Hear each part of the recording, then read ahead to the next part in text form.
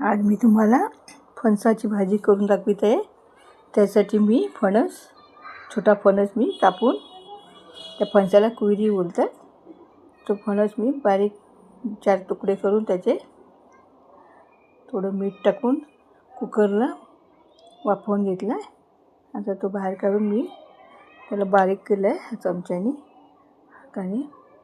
आणि त्याच्यात तिखट, मीठ, हळद टाकायचे, थोडा गरम मसाला, नाहीतर आपलं तिळकूट असतं, काळे तीळ असतात, त्याचं तिखट टाकून मिक्सरला लसूण घालून तो मसाला पण छान लागतो, त्याला तिळकूट बोलतात।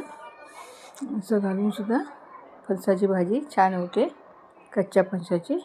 आता आपण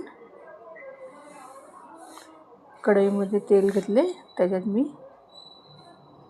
कांदा फोडणीला घालायचा, राई घालायची थोडी, आणि छानपैकी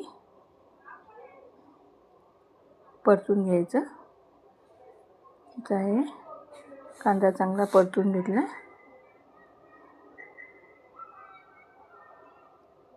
आता या परतलेल्या कांद्यामध्ये फणसाची भाजी परतून घ्यायची। त्याच्यात थोडं ओलं खोबरं असेल तर, याचा आपला आठवड्याचा कांदा खोबऱ्याचा मसाला असतो, तो सुद्धा टाकला तरी चालतो। तो काळे तिळकूट टाकायचं। असं करून ती भाजी छान परतून घ्यायची। त्याच्यावरती थोडं झाकण ठेवलं तरी चालेल।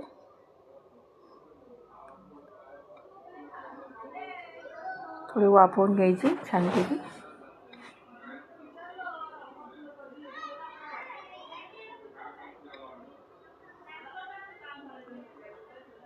थोडा गरम मसाला टाकला आहे। आता चांगली परतून घ्यायची भाजी। आता चांगली परतून आता ही भाजी आपण एका भांड्यामध्ये काढून घेऊया।